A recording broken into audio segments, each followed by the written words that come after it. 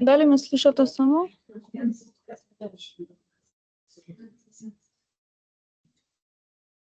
Да, се слуша. Благодарам.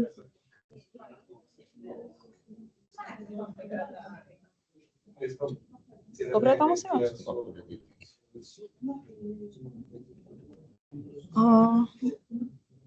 Swap display беше така? На you slideshow.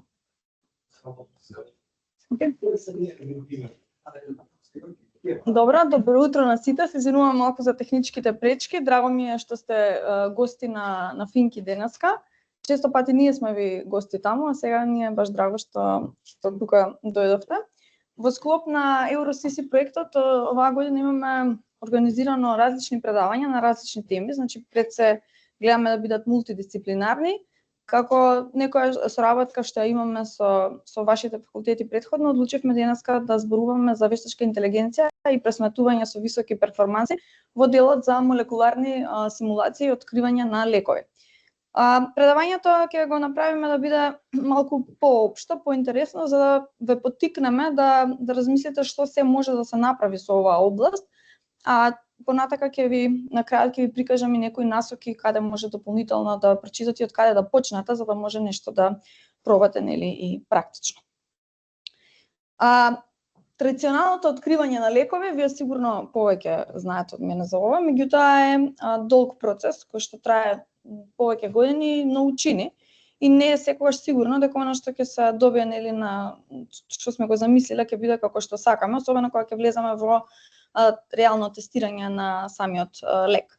Заради тоа, овие традиционални методи кои што сега се користат бараат многу работа во лабораторија, бараат многу ресурси, време, знаење и постојано повторување, да речеме, на процесот, за да може да се успее, нели, во тоа што е замислено. Сега како може ова некако да помогнат овие технологии кои што ги споменав, за да може овој процес да се подобри и пред се да не се трошат толку вистински ресурси во лабораторија, туку да се направат некакви симулации и врз основа на тие резултати подоцна да се проба, нели, и во лабораторија. Меѓутоа, она што ќе ни овозможи овој пристап ќе биде да заштедиме пред се време и пари.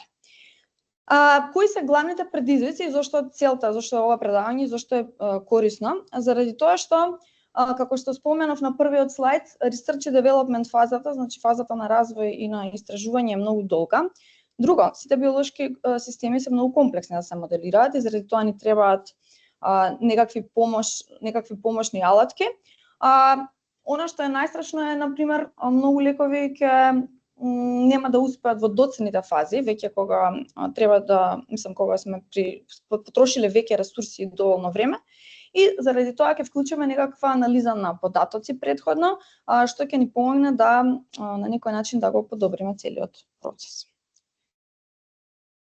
Од каде овие податоци? Значи податоците растат енормно многу, секојдневно, од различни извори. Например, од самите клинички записи имаме огромен број на податоци кои што секојдневно ги гледаме, потоа од различни области како геномика, протеомика и така натака. Меѓутоа, она што е важно е како може да ги искористиме тие податоци и дали тие податоци на некој начин можат нас да ни помогнат да научиме некој систем нешто што подоцна ќе ни помага во развојот на лековите, ќе ни даде некои насоки кои што, например, ќе го научиме системот, ќе му пуштиме на системот голем број на податоци од дадена област, не знам, од производство на даден лек до сега што ги има, записи некакви, и како тој лек делувал на одредени луѓе. И потоа системот на нас може да ни каже доколку сега дојде нов човек да ни каже дали тој лек кај него ќе делува или нема да делува. Значи на некој начин ќе ни помогне во сите тие претпоставки. Друго, зошто ќе ни користи оваа технологија? Затоа што има ретки болести и дури има некои патогени кои што не реагираат на одредени лекови и со таргетирана терапија како можеме, например, да го подобриме овој процес. Тоа исто така би било корисно доколку имаме податоци. Ако системот има научено бидејќи немаме многу вакви примери, ќе биде потешко да го научиме системот, меѓутоа пак кога ќе собираме доволно податоци, ќе можеме да ни помогне во некои одлуки или да видиме некакви анализи на самите податоци. Сега ќе започнам со делот за она што вие го знаете и каде се може да ги примениме вештачката интелигенција и пресметувањето со високи перформанси. Што е молекуларни симулации? Сигурно веќе ги знаете. Значи, тие го дефинираат однесувањето на самите атоми и молекули, за да се го моделираат однесувањето на атомите и молекулите, да ја предвидат некако начин структурата, динамиката и интеракциите кои што ќе се случат. Каде има примена? Значи, примена има во сврзување на протеини, раствори во вода и така натака, спување на различни лекови. Меѓутоа, она што е важно е дали овие молекуларни симулации ние можеме да ги направиме на нашиот компјутер, да, секако, меѓутоа како можеме да ги подобриме. Значи, на вашиот компјутер вие може да направите било каква молекуларна симулација, меѓутоа, кога ќе станат потоците доволно големи, после некое време, значи едноставно вашиот компјутер веќе ќе нема моќ да ги обработува тие податоци. Прво ќе биде времето на извршување многу споро, а друго можеби воопшто нема ни да може да ги обработи. За таа цел ќе ни помогне пресметувањето со високи перформанси, кое што ќе ни овозможи овие симулации да ги на некој начин и да ги паралелизираме, значи да ги извршиме во исто време повеќе работи, а друго ќе ни понуди различни ресурси, поголеми ресурси, некои сервери, компјутерски сервери кои што имаат многу помоќни ресурси за да може да се извршат сите овие пресметки кои што ние сакаме да ги направиме. Следниот област во која што ќе ни помогне е молекуларната динамика. Молекуларната динамика, овие симулации знаете дека го пресметуваат временското зависно однесување на молекуларните системи користејќи ги Њутоновите закони на движењето. Како што може да видите дека симулациите може да ни откриат како лекот може да се сврзе со рецептор или како протеините менуваат својата форма. Овие молекуларни симулации исто така бараат најчесто многу поголеми ресурси од она што ние го имаме на компјутерот и бидејќи одиме пак во таа насока, значи ова е една област која што може да ја искористиме во пресметување со високи перформанси. Имаме уште два типа на симулации кои што ќе ги споменам, тоа се Монте Карло симулациите. Тие користат статистичко семплирање за да ги откријат сите конформации на дадена молекула. Најчесто се користат за да се откријат термодинамичките особини на дадените соединенија и исто така како тие едноставно овие уствари Монте Карло симулации го дополнуваат делот со молекуларна динамика кој што го спомнав претходно, со тоа што се разликуваат затоа што ги користат овие техники на статистичко семплирање. Последното нешто кое што ќе го кажам од овој дел се квантната механика во симулациите и што значи тоа? Тоа значи дека овие методи, квантни методи, всушност ги моделираат интеракциите кои се случуваат меѓу самите електрони и за да ја откриеме реактивноста имаат витално значење. Тука има повеќе методи кои што се користат, Ab initio, DFT, semi-empirical и така натака.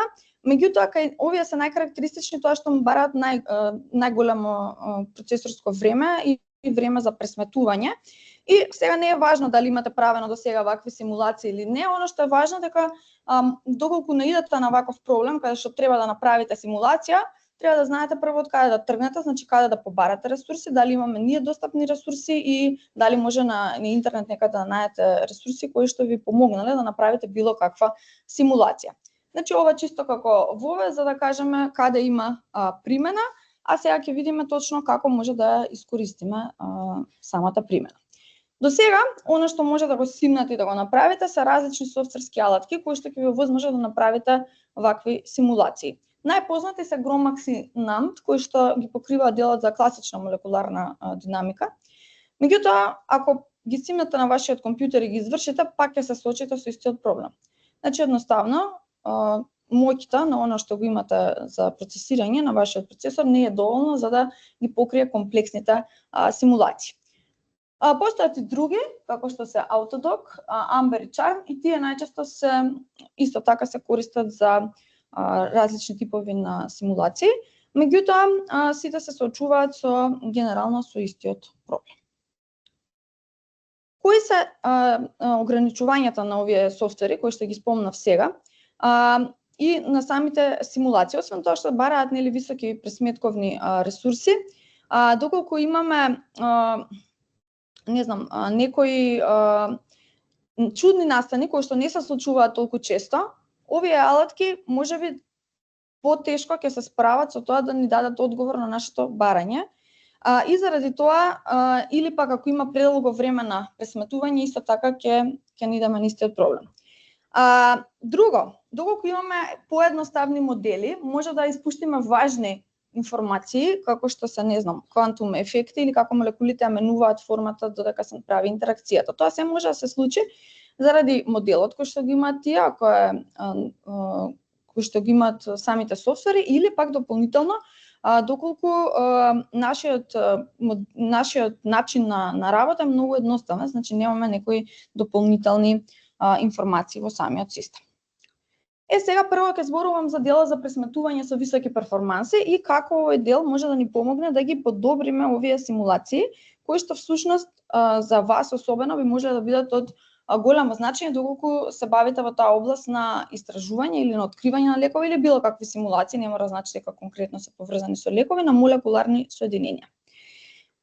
Што е пресметувањето со високи перформанси? Значи, пресметувањето со високи перформанси е пресметување кое што ни овозможува прво да направиме една паралелизација на нашите кодови. Сега тоа за вас можеби звучи непознато. Меѓутоа, доколку пишувате некаков код за симулација на дадена молекула или сакате да ги истражите својствата на некој молекуларен систем, во тој случај, доколку работите со пресметување на високи перформанси, вашиот проблем ќе се изврши побрзо и можно е дури да се изврши затоа што ќе се изврши, доколку користите обичен компјутер може да не се изврши, нели рековме. И дополнително, наместо ваков процесор како што имаме CPU во нашите компјутери, ќе користиме GPU процесори кои што се многу помоќни и ќе ни овозможат милиони пресметки да се направат во дадена секунда. Ние на Финки имаме таков систем за пресметување со високи перформанси. Тоа може да бидат повеќе сервери, компјутери или поврзани заедно, за да може да се овозможи симулација на вакви сложени компјутерски системи. Најчесто на интернет или ако побарате за да добиете пристап, постојат некакви опции за да добиете пристап до сервери, мислам за да извршите пресметки, меѓутоа можно е да треба да се плати или пак да се представите, нели, ако имате академска институција да ви дозволат одреден временски период на користење на овие ресурси, со тоа што не би можеле постојано да ги користите истите. Како го користиме пресметувањето со високи перформанси во самите симулации? Например, може да моделираме прво големи системи, потоа може да разгледуваме динамика на системите со текот на времето, како што се скривувањето на самите протеини и времето со кое што ќе ги добиеме резултатите е всушност може да се намали од недели кога би чекале на обичен компјутер до часови. Меѓутоа не значи дека ако имаме ХПЦ магично ќе ни се изврши на симулацијата за 10 секунди, туку едноставно во споредба со традиционалниот начин на нашиот компјутер, ова би било многу побрзо. Што ни треба сега за инфраструктура? Ова само кратко, бидејќи не е од вашиот домен на интерес толку. Прво ни треба да поставиме компјутерски или така наречени јазли или темја, тоа може да бидат повеќе компјутери или сервери сврзани заедно, да ги поврзаме, да се справиме со распределба на работите кои што ние ќе ги извршуваме, значи да може да кажеме делот нека се изврши на овој нод, другиот дел на овој нод и така натака, да се паралелизира колку што е можно. Сега, например, во денешно време е многу полесно да напишете ваков код, зашто прво може да користите јазик кој што бара многу малку познавање и, например, со помош на овие да речам, чет-ботови кои што ги имаме денеска можат многу да ви помогнат да започнете од некаде, например да напишете некој почетен код. Јас ќе ви покажам на крај некој пример како би почнале и например како во програмскиот јазик Python би можеле со многу малку линии код да го извршите ова, да го направите. Меѓутоа, и сакам да кажам и доколку немате познавање од програмирање, меѓутоа сте моќни бидејќи имате познавање од вашата област за молекуларни симулации, без разлика на синтаксата на самиот код, бидејќи едноставно не е тежок за разбирање, вие можете да започнете со некакви молекуларни симулации. Друго, сега кога го пишувате кодот, например, пред да почне толку масивно се користи Python, се правеше најчесто ова во и денеска се прави, меѓутоа сега да речам поретко, во некој програмски јазик на пониско ниво, каде што вие рачно требаше да ги испишете сите тие наредби, тоа зема многу време, а и друго треба да изгубите многу време додека да го совладате тој јазик за да ги направите сите тие наредби. Значи во денешно време тоа е многу олеснато со тоа што освен тоа што имате помошник кој што може во било кое време да ви помогне да го направите ова, вие исто така можете и да сватите што сака да каже самиот код, бидејќи во една линија може да се направи многу, а тоа се прави во позадина, значи тоа не е ваша задача да гледате што се прави во позадина. Како што кажав, значи најчесто овие суперкомпјутинг или суперпросметувачки центри или достапни онлайн се овие HPC системи базирани во облак, значи cloud computing, тие исто така може да ви бидат достапни доколку побарате пристап за да може да ги извршите симулациите. Пример на тоа каде може да направиме симулации, каде има примена, значи во времето за COVID, кога се појави овој вирус, всушност беа направени голем број на симулации кои што помогнаа да се креираат вакцините за COVID, значи во многу кратко време ние ги добивме и самите вакцини заради тоа што беа направени вакви симулации на протеините, значи spike protein simulations. Друго, например, каде може да имаме примена за антибоди-антиген сврзувањата, таквите симулации, за да се развијат одредени имунотерапии. И исто така, со пресметувањето на високи перформанси, значи во времето на пандемијата беше направено виртуелно скенирање на милиарди компоненти, кои што возможија за да се справиме со пандемијата. Вториот дел од ова предавање до сега зборував за претежно за HPC, значи пресметувањето со високи перформанси, значи тоа не мора вие да го знаете теоретски, значи доволно да знаете дека постои, дека може да го искористите. Како ќе го искористите, значи од линковите што ќе ги оставам на крај, ќе може да видите како може да побарате и каде може да побарате ресурси да ви дозволат да пристапите за да може да почнете со некакви симулации. Вториот дел кој што е поврзан со вештачката интелигенција, како таа може да ни помогне да научи нашиот систем нешто во врска со симулациите и како може тоа да го искористиме во практично. Прво, вештачката интелигенција е секаде околу нас, значи ја слушаме секојдневно од сите страни.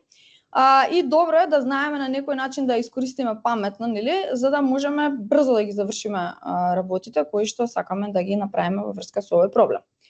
Овие системи со вештачка интелигенција всушност пробуваат на некој начин да го имитираат човекот во смисла на неговата интелигенција и меѓутоа се многу да речам имаат не може да бидат како човекот, меѓутоа може многу да ни помогнат да ги искористиме за учење. Какво учење? Например, првиот дел што гледаме тука е машинско учење. Машинското учење е учење од дадени податоци. Значи, што правите? Вие формирате еден систем на кој што му давате постоечки податоци за некаков проблем. И, например, не мора да збориме за молекуларни симулации, например, за времето. Кажувате дека кога температурата е, 23 степени, другите параметри на воздухот се, давате влажност на воздухот, давате позиција, локација каде што се наоѓате, давате некакви други параметри, и давате една табела на податоци кои што системот ќе треба да ги научи. Например, кога вакви се параметрите, кога нема ветар, кога има поволни услови, други, се добива сончево време. И сега кога ќе научи системот од тоа, после некое време кога ќе ги пуштите параметрите, вие ќе може системот да ви одговори какво ќе биде времето, значи дали ќе биде сончево, облачно, врз зависност од тоа што научил од претходно. Сега тоа е исто со лековите. Значи доколку вашиот систем, не знам, за некој човек внесете различни податоци за него, значи може да ставите историја на болести и така натака, значи вакцини кои што ги примил и слично. И да каже, например, вашиот систем дали комбинацијата на таа терапија ќе биде добра или нема да биде добра. И доколку имате добри податоци, значи ќе го научите системот за тоа со веќе постоечки податоци, меѓутоа не мора самите да ги најдете овие податоци, значи постојат големи бази на податоци на интернет кои што може да ги искористите, нели, за да го научите вашиот систем. И сега кога ќе внесете за некој човек нов, ќе внесете истите параметри, значи возраст, да речам, претходни болести, вакцини и така натака, системот ќе ви даде одговор дали е потенцијално добар кандидат за тој лек или не е кандидат за тој лек. Сега системот може да греши, меѓутоа вие треба да го истренирате тој систем добро, за да добие голема прецизност. Значи тоа има метрики, нели, кои што ќе ни кажат каква е прецизноста на системот, и врз основа на тоа да ни помогне кога имаме некое истражување да добиеме одговор за кратко време, наместо тоа да го правиме рачно.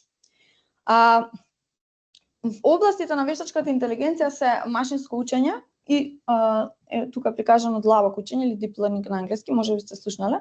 Тоа е само малку мислам, логиката е слична, меѓутоа кај длабокото учење користи дополнително невронски мрежи кои што работат во позадина и буквално вие како луѓе кои што не сте од областа на компјутер сајенс, пак може да се снајдете, затоа што ви велам, сето тоа се извршува позадина, ваше е само да ги дадете параметрите. Значи не треба вие да ја смислувате невронската мрежа, ниту па вие да го пишувате кодот за машинското учење, туку едноставно треба да научите неколку наредби или да видите примери и самите да може да пуштите влез и да добиете соодветен излез од системот. Значи денешно време тоа е многу лесно и е навистина, мислам, е проблем ако не се искористи, затоа што потенцијалот е многу голем. Значи, освен тоа што нели можеме да предвидуваме дадена бројка, како што ви кажав, за температура, или може да предвидуваме некаков одговор со да, не, дали е поволно времето или не е поволно, ние може тука да предвидуваме цели временски серии. Значи можеме да некако да добиеме многу одговори на многу прашања, меѓутоа само доколку податоците не се добри. Доколку имаме лоши податоци во нашиот систем внесени како инпут, во тој случај и одговорите нема да не бидат веројатно добри, затоа што самиот модел нема да даде точни одговори.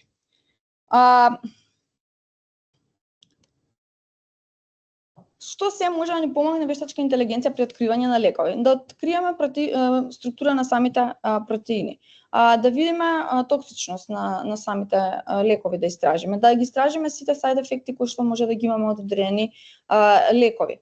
Потоа, кога сакаме да креираме нови лекови, значи исто така може врз зависност од претходни податоци кои што сме ги собрале да добиеме одговор на некакви прашања поврзани со развојот на новите лекови. Друго, можеме автоматско да направиме скенирање на милиони молекули, значи во исто време, заедно со HPC и со AI, и исто така, секако, јас не велам дека AI ќе ги замени експериментите во лабораторија, ниту тоа може да се случи. Меѓутоа, ако вие направите голем дел од работите автоматизирано претходно, значи времето ќе ви се скрати за да стигнете во самата лабораторија да ги потврдите тие експерименти. Затоа што може да биде голема помошна алатка. Еве пример како дадена молекула може да стане влез за машинско учење. Например, вас ви е познат веројатно овој формат SMILES на молекулите, како се запишуваат. И потоа, што правиме? Значи, за секоја молекула треба да извадиме карактеристики. Значи, постојат и такви алатки кои што ни вадат карактеристики. Еве, дури наједноставно може да го прашате ChatGPT да ви даде да речам, познати карактеристики за дадена молекула. Тоа се некои генерални барања кои што може да ги најдете на интернет. Например, големината на молекулата, типовите на атоми, дали постојат прстени, полнеж и така натака. И сега вашата молекула која што е зачувана во овој текст формат SMILES може едноставно да се претвори во низа или вектор, значи низа од броеви, каде што секој број означува некаква карактеристика и таа да биде влез во вашиот систем. Например, доколку и имате некој текстуален параметар, значи не е бројка, може да го претворите, значи да направите мапирање на даден текст со бројка, за да може да биде исто така бројка влез во вашиот систем. Меѓутоа и да имате текст може да се направи секако. Сега за секоја молекула вие ќе дадете една низа од вредности во табелата и ќе дадете една на крај колона која што ќе биде предвидувањето на она што сакате да го добиете како одговор. Например, евентуално може да биде 1 или 0 како одговор, не е важно. Да, не, може да биде, не знам, нешто покомплексно, меѓутоа една колона од вашите податоци ќе остане за предвидување, тоест за учење. Значи, вие кога ќе го научите системот, што треба да му кажете? Треба да му кажете: еве ти ги сите податоци од кои што треба да учиш и врз основа на тие податоци еве го резултатот. Значи, системот мора да го знае и резултатот за претходните податоци кои што ќе му ги внесете, за да може потоа тој ќе научи, врз основа на овие податоци јас го добивам овој резултат. Сега кога ќе ми дадете нови податоци, а вие не го знаете резултатот, јас ќе ви го предвидам вашиот резултат. Зошто? Затоа што имам истрениран модел кој што веќе на постоечки податоци знае како се однесува, како треба да се добие одговорот. И затоа постојат и нели метрики да го оцениме нашиот модел. Значи ние можеме да имаме модел со 97% точност, а на крајот да имаме некој изолиран случај каде што пак ќе сгреши нашиот систем. Меѓутоа е голема штета да не ги искористиме овој потенцијал за да може нели да го добиеме одговорот. Што се може да предвидиме? Еве некои прашања на кои што може да одговори вештачката интелигенција. Дали, например, лекот овој лек со овие карактеристики би бил токсичен или би бил безбеден? Друго, дали ова молекула би се сврзала со даден биолошка цел и таргет? Дали овој лек или оваа молекула може да се раствори во вода? Дали, например, според карактеристиките кои што ги имаме за човекот, дали овој лек може да се абсорбира во телото? Значи, тоа се вие тука може да дадете податоци за човекот било какви, значи секакви податоци поврзано со неговото здравје, некои параметри од крвна слика, значи можете буквално да ставите се што сакате во овој систем за да добиете нели одговор. Вториот дел на вештачката интелигенција е така наречена генеративна вештачка интелигенција, значи до сега зборував за системи кои што ние им даваме податоци да ги научиме. Оваа генеративна вештачка интелигенција, самото име кажува генеративно, се користи за креирање на нови податоци. Значи ние со помош на генеративна вештачка интелигенција може да од веќе научени параметри, постоечки податоци може да креираме нови молекули. Значи може да еве пример за генеративна вештачка интелигенција е ChatGPT, значи кој што генерира текст врз основа на вашето барање. Значи вие ќе побарате некаков прашање, одговор и тој ќе генерира одговор врз основа на она што вие сте го прашале. Не секогаш 100% точно, значи може да ви излаже многу работи, меѓутоа сепак може да ви помогне во повеќето од случаите е од помош.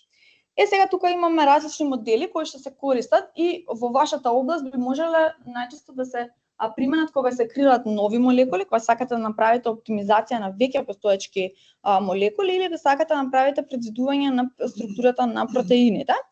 И едноставно, значи со помош на овие неколку модели како што се GAN-SBA и така натака, тоа не беве нели одела во детали, тие би можеле да ви помогнат. Зошто не би одела во детали? Затоа што доволно за вас би било само да прочитате кои се можностите и да ги искористите моделите. Значи вие не мора да знаете точно како работат сите модели во позадина. Значи тоа е, мислам, сосема нова област и слично, меѓутоа можете многу лесно да ги искористите и да добиете одговор. Што може да ви помогне? Значи може да креирате сосема нови молекуларни структури кои што не биле досега во традиционалните нели во традиционалниот развој на лекови. Потоа може да ги искористите овие алгоритми, да ги истренирате на постоечки компоненти на самите лекови и нивните сврзувачки нели особини за да креирате нови молекули кои што би се сврзале многу поефикасно за специфични ретки или таргетирани, да речам, болести кои што не се толку проучени. Исто така, овие модели кои што ги споменав сега, може да ги оптимизираат постоечките лекови кои што веќе постојат и со тој начин вие може да ја подобрите самата ефективност на лековите и исто така да ги минимизирате сайд ефектите од самите лекови.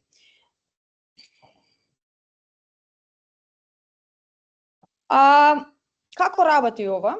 Значи, тренирате пак на постоечки податоци. Треба да имате големо множество на податоци, пак ќе ви кажам, не мора вие да го искривате тоа множество, заради тоа што немате толку информации. Туку едноставно може да најдете, значи ќе ви покажам на крајот и линкови на веќе постоечки податочни множества од различни области, кои што ви биле почетна точка корисни за да всушност пробате да добиете нешто, некој резултат од нив. Например, да ја оптимизирате некако структурата или пак да видите дали тоа молекула би била корисна за некој лек и така натака. Добро, откако ќе изгенерираме нови молекули, понатака може да ги искористиме тие молекули за всушност да ја намалиме токсичноста на самите лекови. Значи тоа може да не биде една од целта. Што всушност оваа генеративна вештачка интелигенција прави во целиот процес? Значи ова е кратко сумирано на целиот дел. Значи учи од илјадници други молекули за лекови. Например, ChatGPT како знае да ви одговори? Значи тој учи од различни извори. Значи учи од различни документи, учи од различни текстови, учи од различни извори на интернет, може да го наместите и така натака. И од врз тоа ги бара одговорите и ви дава точен. Тоа е прашање, меѓутоа ви дава одговор кој што е земен од некаде, значи тој учи. Сега, ако вие му дадете на вашиот систем илјадници од информации за молекули, и тој врз основа на тоа може да ви генерира некакви објаснувања на молекулите. Дури може оваа генеративна вештачка интелигенција, тоа баш ми текна утрина, да се искористи за учење за студенти. Например, може да се направи таргетиран четбот, како што е ChatGPT, например, само за дадена област од хемија или за дадена област од фармација. И, например, да поставувате прашања и добивате одговори. Например, ве молам дайте ми повеќе информации за ова и ова молекула, како таа би се сврзала со нешто, дали би можела да ја искористам за тој лек, дали доколку ја користам ова молекула да ја спојам со друга молекула, што би бил изразот и така натака. Дури може да се направи таков систем за учење кој што би не само за креирање на нови лекови, туку и да би помогнал на студентите да може да го подобрат своето знаење. Значи сето тоа се учи само доколку имаме добри извори за податоци. Откако ќе имаме значи овој drug dataset или било каков dataset, множество податоци кои што вас ви е важно, врз основа на тоа се прави AI модел. Значи тоа не треба да ве плаши креирањето на AI моделот, најмногу што треба да ве плаши е да најдете добри податоци. Откако ќе најдете вие добри податоци, значи моделот може да го изградите многу брзо.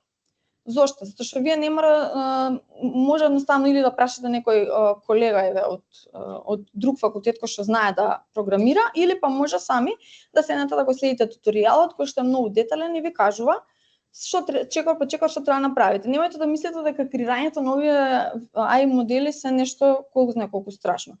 Во Python ако го правите тоа, во програмскиот јазик Python, тоа се само неколку линии на код кои што ќе ви направи во позадина, вие само треба да наместите неколку параметри и на крајот да видите како се однесува вашиот систем, значи која е точноста на вашиот систем или што може да ви предвиди. Затоа тој дел, иако не сте студенти на компјутерски науки, не треба да ве плаши, бидејќи во денешно време е многу лесно да го напишете. Еве еден пример на ваков успешен проект, AlphaFold, развиен од DeepMind, кој што ги предвидува структурите на самите протеини од овие amino acid sequences или низи. Сега, има многу голема прецизност, секој од вас може да го проба, над него има над 200 милиони структури на протеини. Достапен е на овој линк што ви го ставив тука и едноставно може да се истражи. На крајот ќе имам време, ќе ви покажам што од каде би почнале, што би направиле. Значи со вашиот акаунт на Google едноставно може да се логирате и да ги видите сите можности. Овој систем само има добар интерфейс, значи изглед, во позадина пак стои ова длабоко учење кое што всушност има веќе постоечки податоци во него, како што се овие структури на самите протеини, и врз основа на тоа, тоест за податоци ги има вториот дел, amino acid sequences, а ги предвидува структурите на протеините. Така интересен пример како можело да се искористи ова. Исто така е уште еден пример, например во производството на антибиотици. Например, ако имаме резистенција или отпорност на даден лек или антибиотик, доколку треба да откриеме нов на кој што би немале резистентност, тоа би бил исто така спор процес. Например, не знам, сигурно кога сте биле да испитувате нека бактерија, гледате на кои антибиотици може да ги земете вие, кои не. Значи едноставно ви кажуваат, нели, кои сте резистентни или не сте. Што може да направиме во овој случај? Значи да искористиме вакви алгоритми за вештачка интелигенција, да ги истренираме на постоечки компоненти на антибиотиците, да креираме нови молекуларни структури и кои што ќе би биле соодветни, нели, за нашиот случај конкретно да ни помогнат. Чекорите кои што треба да ги направиме, доколку сте заинтересирани, значи можам да ви помогнем за понатаму. Значи да започнеме со база на податоци. Прво да најдеме добра база на податоци, ќе ви покажам на крајот линкови од кои што може да симнете да почнете со такви бази на податоци. Да го истренирате моделот, значи врз основа на тоа да го направите, истренирате вашиот модел. И потоа, нели, кога ќе добиете некои резултати, мора да се потврдат истите во лабораторија. Например, ќе ви ја покажам првата алатка, DeepChamp. И како, например, не ви треба ништо да инсталирате за да почнете со работа. Значи Google Colab е една околина за работа, кој што може да пишувате вакви кодови. Едноставно само треба да се логирате со вашиот Gmail акаунт и да започнете со работа. За почеток е доволно пред, нели, да побарате поголеми ресурси, чисто да видите како оди процесот. Другата работа е, нели, да побарате помош за почетокот од некои колеги од кои што се разбираат од оваа област, за да ве насочат како да започнете. Уште неколку слайда, па ќе го отворам ова, ќе ви покажам конкретно на што мислам. Овдека се генерално придобивките кои што ќе ги добиеме од вештачката интелигенција доколку ја сврзаме, нели, доколку ја поврзаме со откривањето на лекови. Значи, освен тоа што нели може да креираме нови лекови, може да направиме големо подобрување на постоечките. Или друго што е интересно е да видиме какви комбинации од лекови може да, например, за одредена терапија, за одредена болест, какви комбинации од лекови може да направиме за да биде поефикасно лекувањето. Значи, дали тие два лека се доволни или може да треба уште некој, или зошто тие два лека не треба да се дадат во исто време и така натака. Сега наместо тоа да го прави човек, тоа може да го прави систем. И системот може да даде одговор за многу прашања во исто време. Зошто се овие две работи поврзани? Затоа што ако немате добри, да речам, машини за извршување на кодот, вие не може ни да имате добро тренирање на моделот, затоа што станува збор за многу големи податоци. На вистина, некогаш сум пробала на мојот компјутер, значи тренирањето може да трае со денови, со недели, значи ако се големи податоците. Може би некош ќе заврши, ама многу се чека. Доколку имаме, значи, ресурси, во тој случај многу побрзо би може да завршиме со тренирањето, а веќе еднаш истрениран модел можеме само да го користиме за прашање и да ни дава одговори. Не треба да го тренираме постојано или освен ако сакаме да го подобриме.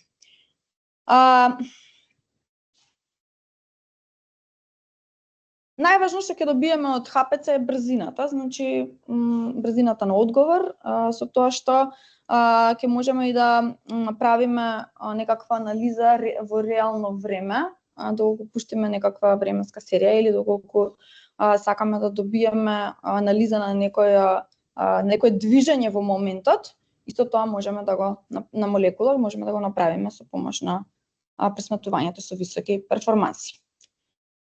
Еве еден пример на, да речеме, на процес. Од дадена симулација ќе ни генерира молекуларни податоци за дадена податоци за одредена молекуларна интеракција. И моделот кој што ние го имаме креирано, да речеме дека предвидува сврзување, можности за сврзување или токсичност на самиот лек кој што сакаме или седно. Потоа со помош на ХПЦ ќе извршиме симулации и ќе го истренираме моделот заедно. Значи моделот ќе го истренираме на податоците кои што сме ги собрале, а исто така и ќе направиме симулации на дадената молекула во исто време, меѓутоа повторно мора да направиме потврдување во лабораторија. Уште неколку студии на случај, повторно ќе се вратам на COVID, зашто постојано го спомнам ова, затоа што во тој период некако најмногу дојде до израз овие потребата од ваквите симулации, затоа што прво требаше многу брзо да се заврши, ако се правеше тоа рачно, немаше ни денеска да имаме веројатно вакцината, а со ова се убрза навистина многу ресурси се потрошија од тоа време за да се добие одговор. Например, заедно вештачката интелигенција и пресметувањето со високите перформанси помогнаа за да се види дека лековите како ремдесивир и ивермектин, ако ги прочитав погрешно, не знам. Меѓутоа, знам дека тие исто така ги препишува за COVID во комбинација. Или, мислам, за да се открие дека тие би биле корисни додека да се развие вакцината, нели, за лечење на покритичните случаи, тие беа лекови кои што се користеа. Или па, например, симулации, во тоа време се направија симулации кои што направија скенирање на милиони од компоненти брзо, за да се види на кој начин може да се дојде до самата вакцина. Сега овие AI модели ги предвидува интеракциите на овие лекови, како што се, например, спајк протеинот и така натака. Друго што може да се користи, значи, вештачката интелигенција има голема примена денеска во третирање на различни типови на канцер. Како? Затоа што овие алгоритми всушност прават анализа на генетските мутации во клетките кои што се зафатени од канцерот, за да дефинираат потенцијални лекови кои што може да се користат. Ова веќе одиме на кај областа за таргетирана терапија, каде што за секој човек може да се даде, нели, точна таргетирана терапија, да не се оди, нели, на општо глобална терапија која што се користи почесто. ХПЦ симулација може да се искористи во овој случај за да се моделираат интеракциите на лековите со протеините и на крајот може да се даде подобра терапија. Некако да заокружиме, пред да ви покажам околу делот за сајтот кој што сакав да ви го покажам, што се заедно бенефитите. Значи, бенефитите се побрз развој на лекови, намалување на цените, нели, на трошоците и многу важно, подобрена прецизност за предвидување на ефикасноста на самите лекови. Ода што вас би ве интересирало, можеби, за почеток како сега ние да, нели, и да имаме некоја идеја од каде да започнеме. За да започнете со ХПЦ, значи постојат повеќе опции. Значи, еве и за почеток и да немате пристап до ХПЦ кластер, чисто да видите како нешто функционира, може да симнете Gromax софтверот или OpenMM, чисто за да видите што се можностите. На овие два линка ви ставив тренинг линкови за тоа детално како што треба да знаете и кои, да речам, команди или ресурси би ви требале да започнете со работа. Значи, на овие два линка може да побарате пристап до ресурси. Исто така верувам дека и Финки би излегло во престрад да се направат одредени, нели, експерименти и некакви истражувања.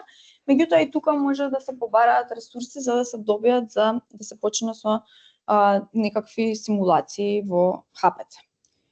Од друга страна, за да започнете со AI, со вештачка интелигенција во Drug Discovery, ви ги препорачувам овие три линка, овој ќе ви го објаснам сега. Значи, не мора да го учите вие сега Python јазикот, да седнете, да не знам колку месеци да потрошите на тоа. Тука едноставно со самите овие да речам тулкити кои што ги имате внатре, ви објаснато чекор по чекор за секоја линија што прави. Значи вие само треба да ископирате таа линија и да замените за она што вас ви треба. Значи вашата база да ја поставите или да искористите постоечка база и така натака. Друго, ако сгрешите, секогаш го имате ChatGPT да го прашате, ова е грешка во мојот код, може ли да видите каде да се смени, зашто не ми се извршува кодот. Веднаш ќе ви помогне и веднаш ќе го направите кодот како што треба. Дури може да му напишете и да ви изгенерира почетен код за симулација, за креирање на ваков модел или за симулација. Значи денеска е тоа, сакам да ви кажам, многу лесно и многу достапно, значи не треба вие да имате некако голямо презнаење за програмирање. Овие се неколку податочни множества кои што имаат голем број на различни податоци и може да ги кликнете за да може да видите што се има.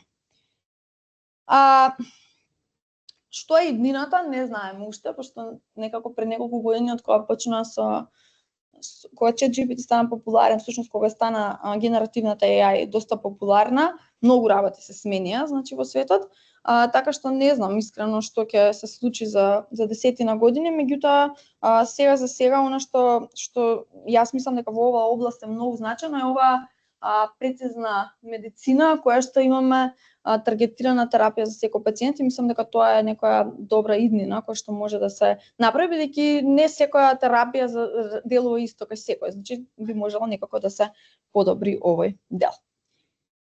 Добро, јас сега би пробала да отворам, значи еден од сетовите кои што ви кажав, чисто да ви покажам од каде може да започнете.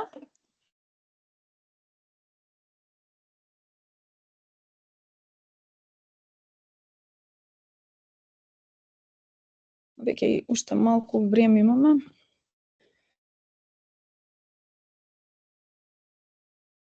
Значи ова е сајтот на DeepChem. За да го инсталирате и така натака, може едноставно да го направите на Colab. На Google Colab треба да побарате само на ова, на Google и да пробате да се најавите.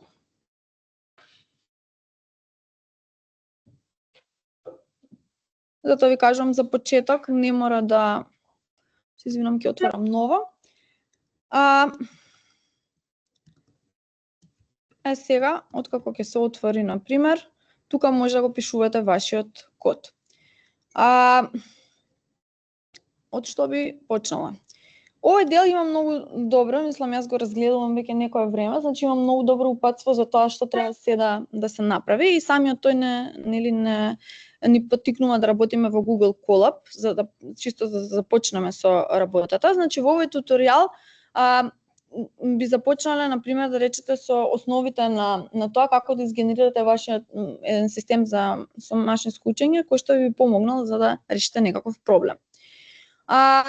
Сега овдека вдолу имате, например, прв пример што се би можеле вие да направите за да почнете со ова тренирање.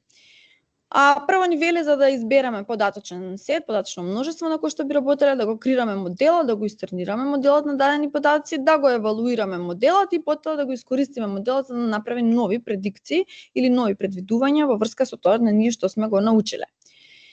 Погледнете го ова, што кажува, она што ви го кажувам цел час, е дека со помош на DeepChem секој од овие чекори може да биде како една или две линии код.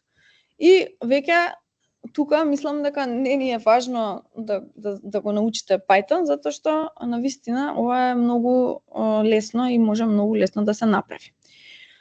Во овој пример што ќе го видите може и дома или секој да го разгледате, значи дава основен пример покажувајќи целосен workflow на активности, значи да се реши на некој world scientific проблем или некој проблем кој што е во конкретниот пример, значи вели дека ќе предвидуваме, значи како се раствараат во вода мали молекули дадени врз основа на нивните хемиски формули или својства.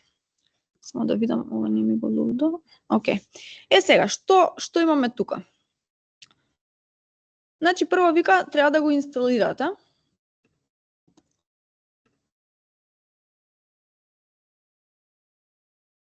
Сега не знам каков ми интернетот. Потоа, откако ќе се инсталира, додека се инсталира, да видиме што имаме понатака, треба да го вклучиме, значи во нашиот, дека ќе го користиме всушност во нашиот експеримент. Значи ова е многу едноставно. Гледате, јас до сега ништо не напишав рачно, дека цело време ќе копирам, сакам да ви кажам дека истото и вие може да го правите, значи веќе кога ќе го поднаучите лесно. Го вклучуваме да видиме, добро, кај мене ова е некој проблем, е важно. Кај верзијата на Дипче. Чекајте да видам. Каде? Тука? Да. Да, значи ова треба јас да ги инсталирам веројатно најновите пакети. Чекајте да видам. Само да најдам, вчера пробав со друга верзија, мислам дека ми работеше.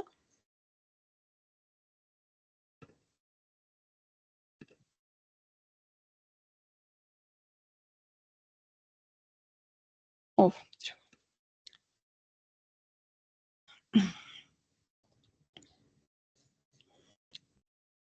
Тука ми работеше, еве. Значи вчера го инсталирав без тоа TensorFlow и еве инсталацијата.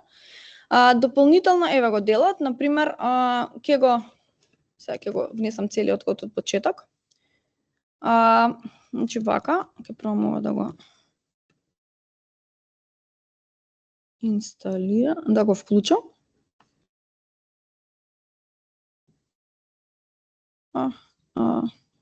Еле вака, пак од почеток сега.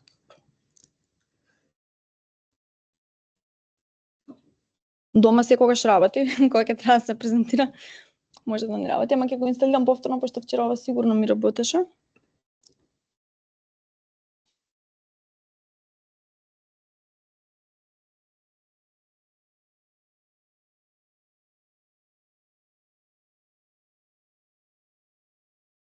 Океј. Добро, некој warning, меѓутоа се вклучува, значи треба да се види може со верзиите на која верзија од кој дел е инсталирана, тоа не ве замарам сега. Еве сега, на пример, ова е делот на кој што се вклучуваат одредени податоци. Тука дефинираме дека ние ќе го користиме овој модел кој што е веќе постоечки. Јас мислам дека во мојот пример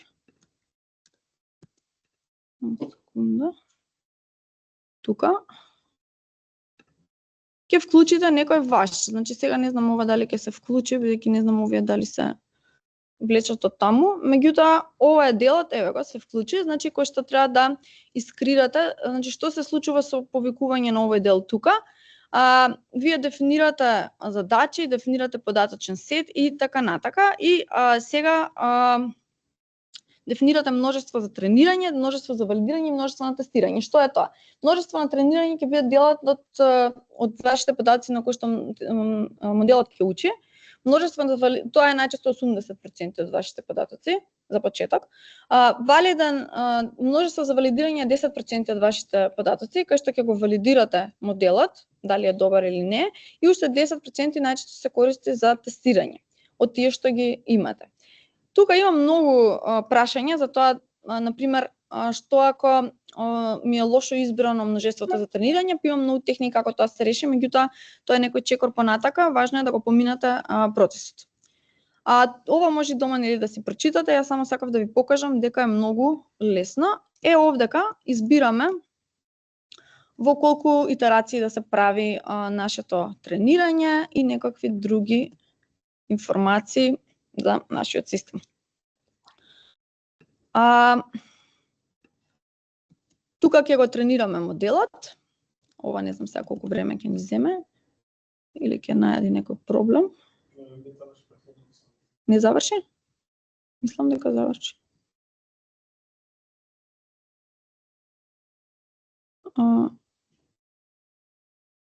Добро, ова може да има некои промени. Како и да овој процес ќе трае долго, значи сега, например, јас вака кога ќе најдам на некој проблем, сега ми е најлесно мене да го пастирам, например, на ChatGPT или нешто и да го прашам каде ми е грешката, за да ми помогне. Во случајот имам некој проблем со Keras.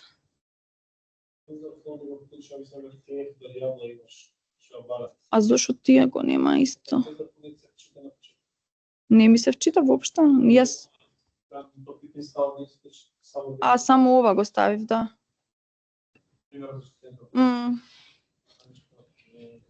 Нешто не работеше, добро. Сега ќе пробам. Еве, да.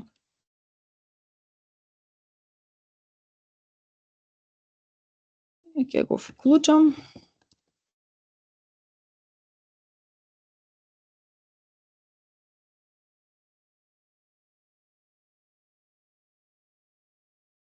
Но пак има некој. Добро, сега ова веќе е вакво. Не е важно, значи од моделот што мислам и да имате вакви проблеми, значи може многу лесно кога ќе наидете на ваков проблем нели да го решите. Сакав само да ви кажам дека ова е некаков пример на кој што може да, бидејќи овој дел со тренирање ќе трае доста, иако го пуштам сега ќе имаме нели ќе треба многу да чекаме. Меѓутоа, на крајот еве со овој код, последното е ова, значи вие може да предвидите за дадена молекула од вашиот тест податочен дейтасет, да видите што всушност ќе се случи. Друго нешто што сакав да ви кажам исто е за чисто беше да ви објаснам како да пристапите, па сега јас и вчера побарав исто така и од ChatGPT да ми скрира различни примери, така што сите помина, не е нешто проблем, само да се вратам на сајтот. Тука во делот сега за tutorials.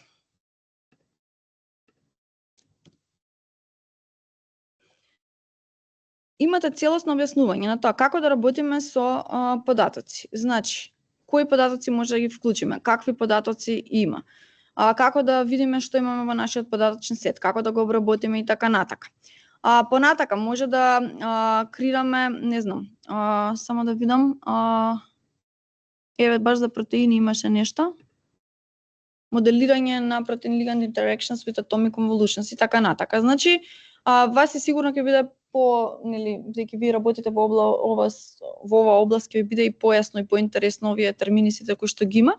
Меѓутоа, идејата ми е само да ви кажам дека е многу лесно да се почне од било каде, заради тоа што нели можеме да добиеме, да речам, некаква основа што се може да се постигне. Доколку вие имате добра идеја, имате добро податочно множество, може секако да се обратите до нас за помош, за да можеме нели заедно да го решиме, да речам, проблемот. Друго, уште пред да завршам, само да видам, ова сакав да го покажам.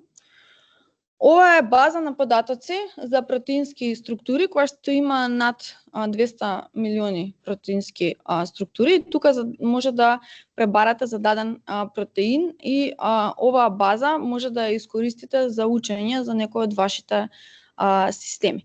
Целиот систем е AI систем, кој што е развиен од Google и служи за предвидување на 3D структура на протеините. Чисто само сакав да ви покажам од каде може да почнете и да изгледате ресурси, бидејќи за еден час навистина нема време нели да се покаже, да се стрира моделот и да се направи се. Меѓутоа сакам само да подигнам во вас некакви идеи за тоа дека вие со вашето знаење може да бидете многу моќни, доколку нели само се заинтересирате и пробате да ги искористите потенцијалите кои што ви ги нуди вештачката интелигенција. Значи, затоа јас велам дека најубава комбинација кога ќе се здружат нели луѓе од мултидисциплинарни области, па едниот знае едно, другиот знае друго и не се губи време на нели работи кои што на едниот му се веќе познати. Ние имаме доста соработки со Институтот за хемија на тој начин, така што секој си ја врши, да речам, својата работа, на крајот имаме некаков финален продукт. Тоа би било од мене се за денеска. Доколку имате неколку прашања, повелете, може да дискутираме нели и после предавањето секако. и чисто ме интересира дали ќе почнете да размислувате за тоа што може се да ви помогне на вештачката интелигенција. Ако имате некои прашања денес, може слободно и ChatGPT да го прашате, во која насока да одиме, како да размислуваме. Значи, јас знам тоа и тоа, што можам да направам, од каде да започнам. Не мора овие туторијали да ги следите, значи имам многу други туторијали кои што може да ви помогнат. Меѓутоа, само сакам да знаете дека има голем потенцијал кој што е добро да го искористиме.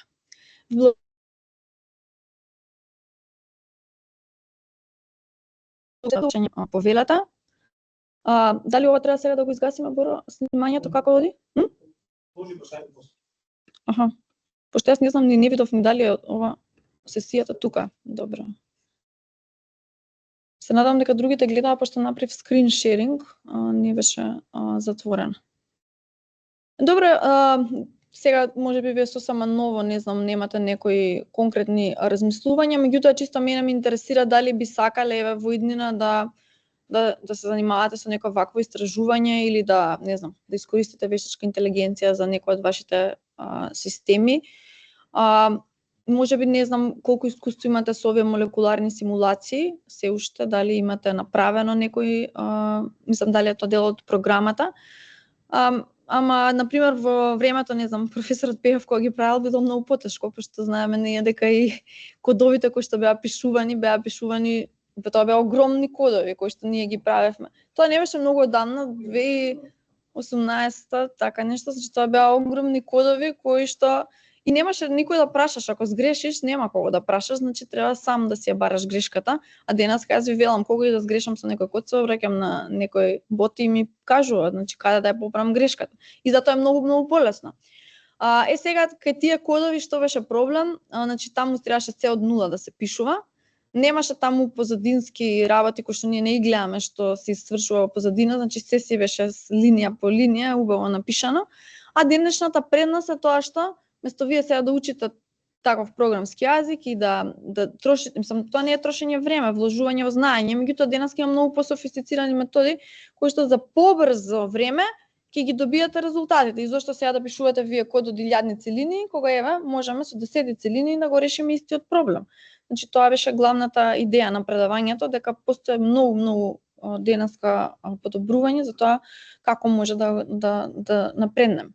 Сега понатака, кога ќе стигнете при крајот на студиите, можеби ќе добиете и поголема желба за истражувања и тогаш веќе кога ќе идете на конкретен проблем, ќе почнете да си барате ресурси. Затоа и предавањето служат да ви текне дека каде да ги барате ресурсите и што да направите, нели? Не може вие сега од еден час да го научите тоа, меѓутоа ми е драго ако барем малку потекна во вас некое размислување за тоа како може да го искористиме потенцијалот. Океј. Можам сега да го... Боро, можам да го искасам? Добро.